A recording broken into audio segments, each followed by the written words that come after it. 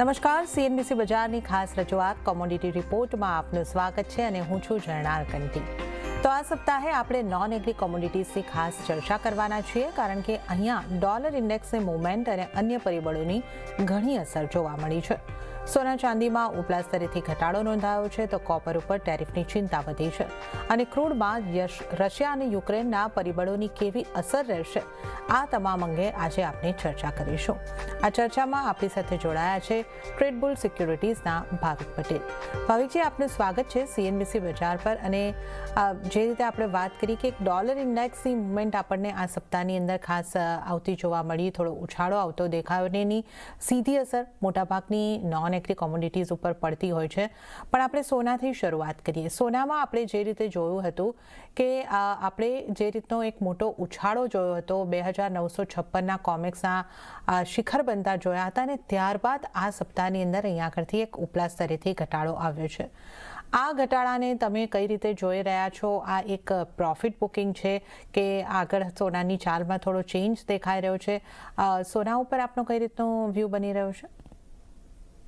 Good morning જર્નાજી.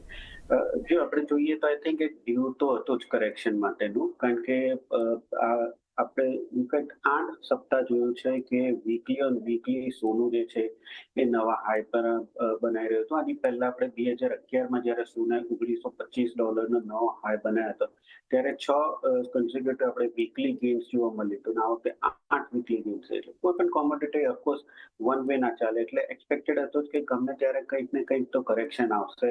અને સોના માટે હવે 3000 ઉપર જવા માટે આઈ થિંક એક પોઝિટિવ બહુ ફંડામેન્ટલ સ્ટ્રોંગ ન્યૂઝની પણ જરૂર હતી.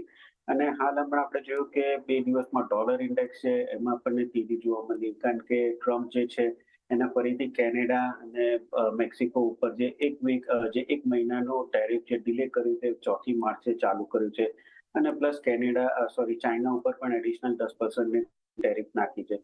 તો માર્કેટ માટે આ થોડુંક અનસર્ટનિટી હતું, જેના લીધે આપણે જોયું કે ડોલર ઇન્ડેક્સમાં તેજી જોવા મળી અને એના લીધે જે મચ નીડેડ કરેક્શન હતું સોનામાં એ પણ આવ્યું છે. ઇનફેક્ટ સોનામાં આપણે જે પોઝિશનલી જોઈએ, લોંગ પોઝિશન્સ જો જોઈએ તો 2011 પછીની સૌથી રેકોર્ડ બ્રેકિંગ હાઈ ઉપર હતું. એટલે મોસ્ટ ઓફ સૌથી મેક્સિમમ આપણે જોઈ રહ્યા છે કે એક લોંગ પોઝિશન એડ થઈ હતી કે જ્યાં ઓવર ક્રાઉડેડ થઈ ગયું હતું, કે જે લોકો મેક્સિમમ બાય પોઝિશન હતી.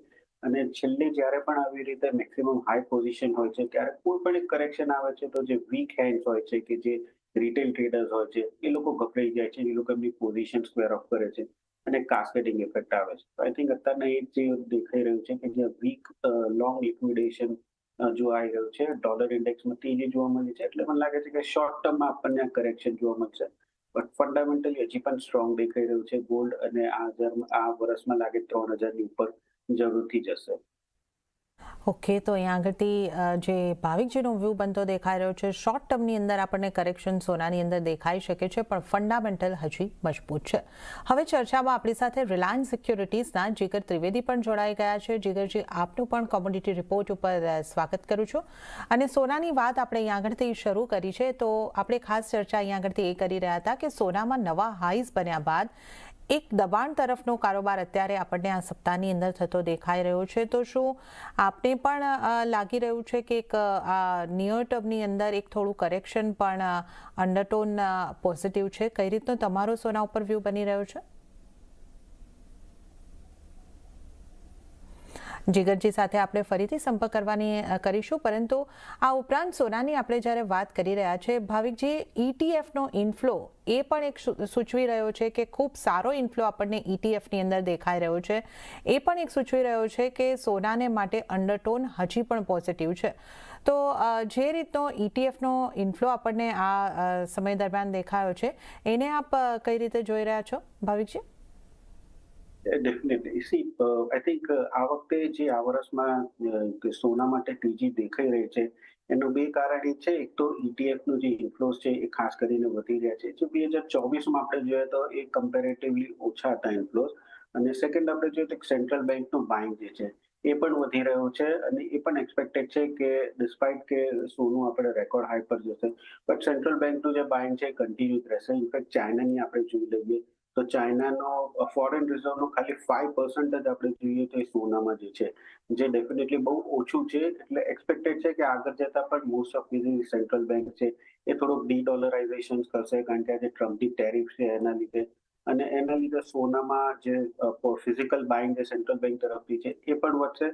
અને પ્લસ ETF નું જે અત્યારના રેકોર્ડ ઇન્ફ્લો દેખાઈ રહ્યું છે એ પણ કમ્પેરેટિવલી મને લાગે છે કે કન્ટિન્યુ રહેશે, કારણ કે અત્યારના હાલ જે અનસર્ટનિટી છે એમાં એક જ કોમોડિટી જે છે જે સેફ હેવન આપણે ગણી શકીએ છીએ, અને ગોલ્ડ દેખાઈ રહ્યો છે. અને એના કારણે જે આ ઇન્ફ્લો છે એ અત્યારના વધી રહ્યા છે અને એક્સપેક્ટેડ છે કે એ આગળ જતા પણ કન્ટિન્યુ થશે. ઓકે, તો આ ETF નો ઇન્ફ્લો આગળ પણ કન્ટિન્યુ થતો લાગી રહ્યો છે. અને હવે જે ચાંદીને તમે કઈ રીતે જોઈ રહ્યા છો, આપ આવતા સપ્તાહ માટે અને લાંબા ગાળા માટે ચાંદીને માટે કેવી સ્ટ્રેટેજી સૂચવો છો? અને જો આપણે ગોલ્ડ સિલ્વર રેશિયોને પણ જોઈએ, સોના ચાંદીમાંથી એક ઉપર જો કોઈ કે પસંદગી ઠારવી હોય તો શાની પસંદગી કરવી જોઈએ? ગોલ્ડ સિલ્વર રેશિયો અત્યારના 91 ની આસપાસ છે. ધેટ મીન્સ કે અત્યારના ડેફિનેટલી સિલ્વર જે છે ઘણી અંડરવેલ્યુડ છે કમ્પેરેટિવલી ગોલ્ડમાં. બટ શોર્ટ ટર્મમાં ડિસ્પાઇટ 91 ની આસપાસ છે, મને લાગી રહ્યું છે કે સોનું જે છે એ વધારે પ્રેફરેબલ છે, કારણ કે જીઓપોલિટિકલ અનસર્ટનિટી છે ત્યારે સેફ હેવન ડિમાન્ડ જે છે સોનાની વધારે હોય છે. અત્યારના જે ટ્રમ્પે ટેરિફ નાખ્યા છે અને 4th માર્ચે આ ઇમ્પ્લિમેન્ટ થવાના છે, એના લીધે ડેફિનેટલી બેઝ મેટલ જે છે અને ઇન્ડસ્ટ્રીયલ મેટલ છે એના ઉપર ઇફેક્ટ થશે, ખાસ કરીને એની ડિમાન્ડને. આપણને ખબર છે કે ચાંદી જે છે 60 to 70% એની ઇન્ડસ્ટ્રીયલ ડિમાન્ડ છે. એટલે આગળ જતા જે ઇકોનોમી છે જે છે એ એક્સપેક્ટેડ છે કે થોડીક વીક થઈ શકે છે, એના લીધે ચાંદીની ડિમાન્ડને અસર થઈ શકે છે. એટલે જ મને લાગે છે કે શોર્ટ ટર્મમાં હજી પણ ગોલ્ડ વધારે આઉટપરફોર્મ કરી શકે છે. ઇન્ટ્રાડે કે આઈ થિંક નેક્સ્ટ વીકની વાત કરીએ તો જેમ જીગરજીએ કીધું, મને લાગે છે કે આઈ થિંક ચાંદીની જે મૂવ છે મિરર કરશે ગોલ્ડને. અને કમ્પેરેટિવલી મને લાગે છે કે હજી પણ થોડુંક કરેક્શન જે છે એક્સપેક્ટેડ છે, કારણ કે ડોલર ઇન્ડેક્સમાં હું એક્સપેક્ટ કરી રહ્યો છું કે નેક્સ્ટ વીક પણ તેજી કન્ટિન્યુ રહેશે. તો અહીંયાથી મને લાગે છે કે 93,000 થી 92,500 ની આસપાસ જે મે કોન્ટ્રાક્ટ છે એ આવી શકે છે, અને ત્યાંથી એકવાર definitely I think buying opportunity બને છે. ફંડામેન્ટલ્સ મને લાગે છે કે હજી પણ મીડિયમ ટર્મમાં આઈ થિંક ચાંદીના સ્લાઇટ વીક રહેશે, કારણ કે જ્યારે બીજી કન્ટ્રીઝ જે છે એક પણ જો રિટાલિએટ ટેરિફ કરવાના છે, તો I think net overall economy જે છે મને લાગે છે કે વીક જ થવાની છે. તેના લીધે ચાંદીની ડિમાન્ડ જે છે એની સૌથી વધારે અસર પડશે. એટલે ઓવરઓલ શોર્ટ ટર્મમાં મને લાગી રહ્યું છે નેક્સ્ટ વીક માટે 92,500 થી 92,000 સુધીનો આપણને લેવલ જોવા મળી શકે છે. ત્યાંથી એકવાર બાય કરી શકાય છે. અને જો શોર્ટ ટર્મમાં કોઈને પ્રેફર કરવું હોય તો મને લાગે છે કે હજી પણ સેફ હેવન ડિમાન્ડ તરીકે સોનું જે છે એ જ વધારે પ્રેફરેબલ છે ને એમાં જ બાય કરી શકાય છે. ઓકે, તો ચાંદીનામાં એક ઘટાડો આપણે અપેક્ષિત કરી રહ્યા છે. 90,000 માફ કરશો 92,000 સુધીનો ઘટાડો એ કંઈ આગળથી આપણને સંભવિત લાગી રહ્યો છે. સોના ચાંદીમાંથી જો એકની પસંદગી કરવી હોય તો સોનાની પસંદગી કરી શકો છો. તો સોના ચાંદી અંગે આપણે ડિટેલ ચર્ચા કરી. જે આપણી સાથે ચર્ચામાં ભાવિક પટેલ અને જીગર ત્રિવેદી જોડાયેલા છે.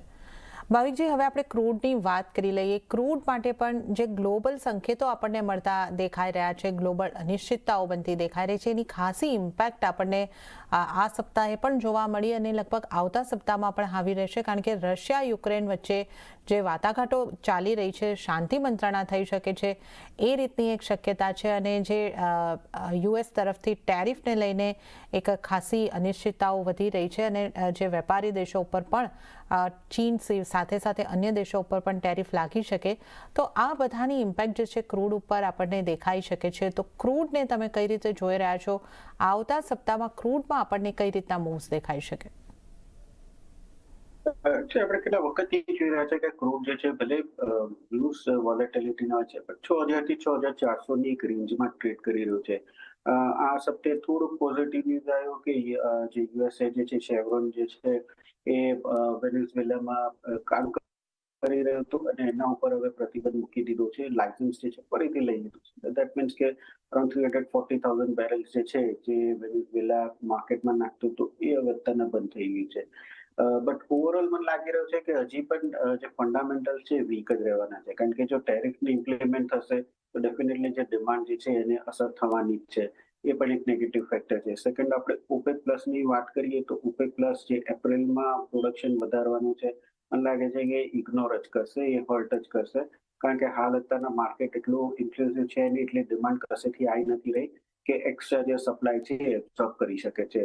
ચાઇનાની વાત કરીએ તો જે રીતે ટેરિફ નાખ્યું છે એ રીતે જો રિટાલિએટ ટેરિફ પણ નાખશે તો ડેફિનેટલી યુએસના આપણે જે ઇકોનોમિક ડેટા જે આ વખતે વીક આવ્યા છે, સોફ્ટ આવ્યા છે, એ મે બી ઓર સોફ્ટ થઈ શકે છે. જેના લીધે યુએસની પણ ડિમાન્ડ જે છે અસર થઈ શકે છે. એટલે લોંગ ટર્મમાં મને કોઈ ડિમાન્ડ વધે એવું દેખાઈ નથી રહ્યું. સપ્લાય ઇનફેક્ટ કોઈ મેજર ડિસરપ્શન થાય તો જ મને લાગે છે કે તેજી થઈ શકે છે. અદરવાઇઝ મને એક્સપેક્ટેડ છે કે ક્રૂડની જે આપણે ડિક્લાઇન જોઈ રહ્યા છીએ આઈ થિંક હજી પણ થઈ શકે છે. તો નેક્સ્ટ વીક માટે હજી પણ મને લાગે છે કે જ્યાં સુધી 6400 ની ઉપર નથી જતો ત્યાં સુધી કોઈ સ્ટ્રોંગ રેલી દેખાઈ નથી રહી શકતી. આઈ થિંક નેક્સ્ટ વીક આપણને 5900 થી 5800 સુધી લેવલ જોવા મળી શકે છે, જે આપણે હિસ્ટોરિકલી જોયું છે કે ત્યાંથી એક સપોર્ટ જરૂરથી બની રહ્યો છે. તો આઈ થિંક સેલ ઓન રાઇઝની રણનીતિ રાખવી જોઈએ. 5900 ની આસપાસ આવે છે તો ડેફિનેટલી એકવાર લોંગ પોઝિશન કરી શકાય છે. અદરવાઇઝ શોર્ટ ટર્મમાં કહે છે કે કાચા તેલમાં આપણને હજી પણ જે વીકનેસ છે એ પરસિસ્ટ થઈ શકે એવું દેખાઈ રહ્યું છે. ઓકે, તો ક્રૂડની અંદર હજી પણ વીકનેસ આગળ વધતી દેખાઈ શકે છે અને 5859 સુધી સોના લેવલ ભાવિકજી જોઈ રહ્યા છે. પણ હવે ખાસ વાત મેટલની કરી લઈએ. ભાવિકજી, મેટલ માટે હવે આપણે ખાસું અહીંયા પણ ધ્યાન રાખવું પડશે, કારણ કે જે રીતે આપણને સંકેતો મળી રહ્યા છે કે અમેરિકા કોપરના ઇમ્પોર્ટ ઉપર પણ ટેરિફ લગાવવાની વાત કરી રહ્યું છે અને 25% ટેરિફ લગાવી શકે એવી સંભાવનાઓ છે. એ માટે યુએસના પ્રેસિડેન્ટ ટ્રમ્પે તપાસના આદેશ પણ આપ્યા છે. તો કઈ રીતની ઇમ્પેક્ટ કોપર ઉપર આવશે અને બાકીની મેટલ્સમાં પણ કઈ રીતે તમે આવનારા સપ્તાહની અંદર મૂવમેન્ટ જોઈ રહ્યા છો? જો ટેરિફની વાત કરીએ તો ટેરિફ તો ડેફિનેટલી મેટલ્સ માટે ખરાબ જ છે, કારણ કે એના લીધે ટેરિફ લગાવે એટલે પ્રાઇસીસ વધે અને પ્રાઇસીસ વધે તો જે ડિમાન્ડ જે છે એ ઘટી શકે છે. ડિસ્પાઇટ આઈ થિંક પ્રેસિડેન્ટ ટ્રમ્પે કીધું છે કે કોપર ઉપર ટેરિફ ઇમ્પોર્ટ કરશે, બટ મને નથી લાગતું કે એ સસ્ટેનેબલ છે, કારણ કે યુએસમાં આપણે જે બે મેજર કોપર માઇન છે અને એ લોકોનું પ્રોડક્શન પણ જે યર ઓન યર ઘટી રહ્યું છે. ને કોપરનું પ્રોડક્શન કંઈક સ્વિચ નથી કે તમે કરો ને તરત જ પ્રોડક્શન વધે. એના માટે 6 થી 8 મહિના લાગે છે કે જ્યાં ખાસું એવું ઇન્વેસ્ટમેન્ટ બી કરવું જોઈએ. અને પ્લસ બીજી આપણે વર્લ્ડની બીજી બધી કોપર માઇન્સ જે છે તે પણ યર ઓન યર એ લોકોનું પ્રોડક્શન ડિક્લાઇન થઈ રહ્યું છે.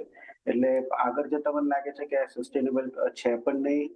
જો કદાચ કોપર ઉપર ઇમ્પોર્ટની ડ્યુટી લાગશે તો એવી જગ્યા ઇન્ડસ્ટ્રીયલ જે સ્ટીલ સ્ટ્રક્ચર છે એ લોકો એલ્યુમિનિયમ તરફ જઈ શકે છે. હાલ અત્યારે આપણે જોઈએ કે ચાઇનામાં જે કોપરની ઇન્વેન્ટરી છે ઘણી વધી છે અને અત્યારના એ વધી જઈ રહી છે યુએસમાં કે ટેરિફ થાય ઇમ્પ્લિમેન્ટ થાય એની પહેલા. બટ ટેકનિકલી મને લાગે છે કે આ જે રીતે અનિશ્ચિતતા છે ટેરિફની બધી એ વીક ડેફિનેટલી સેન્ટિમેન્ટ કરી રહ્યું છે. ટેકનિકલી પણ કોપર જોઈએ તો 810 થી આપણે 880 ની વન વે રેલી જોઈ, પછી 880 થી 860 ની એક કોન્સોલિડેશન આપણે જોઈ રહ્યા છે અને હવે 860 ની નીચે જઈ રહ્યું છે. દેટ મીન્સ કે ટેકનિકલી પણ મને લાગી રહ્યું છે કે અહીંયાથી કરેક્શન જે છે એ કન્ટિન્યુ થઈ શકે છે. પ્લસ સેન્ટિમેન્ટ અત્યારના જે રીતે યુએસના ડેટા આવ્યા છે મેન્યુફેક્ચરિંગના નેક્સ્ટ વીક આવવાના છે, એક્સપેક્ટેડ નથી કે કંઈ સ્ટ્રોંગ થઈ શકે છે. એટલે આઈ થિંક બેઝ મેટલ્સની જે ડિમાન્ડ જે છે એવું એક્સપેક્ટ કરી રહ્યું છે કે નેક્સ્ટ વીક વીક જ થઈ શકે છે. ઉછાળે વેચાણની જે નીતિ રાખવી જોઈએ, કારણ કે ટેકનિકલી 460 નો સ્ટ્રોંગ સપોર્ટ પણ કોર્પોરેટ બ્રેક કર્યો છે. મને લાગે છે કે આ આપણને ફરીથી 852 સુધીનું લેવલ જોવા મળી શકે છે. તો નેક્સ્ટ વીક હું સેલિંગ રિકમેન્ડેશન આપીશ. 852 નું નીચેનો ટાર્ગેટ રાખી શકાય, ત્યાંથી મે બી આપણને થોડુંક બાઇંગ આવી શકે છે. બટ હાલ પૂરતું મને લાગે છે કે નેક્સ્ટ વીક આપણને બેઝ મેટલ્સમાં સેલિંગ રણનીતિ રાખવી જોઈએ. ઓકે, તો અહીંયા આગળથી એક સેલ તરફ રહેવાની સલાહ બનતી દેખાઈ રહી છે. સાથે જ આપણે તમામ નોન એગ્રી કોમોડિટીઝ અંગે અહીંયા આગળથી ચર્ચા કરી, આવતા સપ્તાહ માટે કેવી રણનીતિ રાખવી જોઈએ એની વાત કરી. ભાવિકજી આપનો અને જીગરજી આપનો ખૂબ ખૂબ આભાર આ ખાસ રજૂઆતમાં, આ ચર્ચામાં ભાગ લેવા બદલ. તો સાથે જ કોમોડિટી રિપોર્ટમાં હાલ પૂરતું આટલું જ. હાલ મને પણ આપશો રજા, પણ વધુ અપડેટ અને સમાચારો માટે આપ જોતા રહો CNBC બજાર. નમસ્કાર.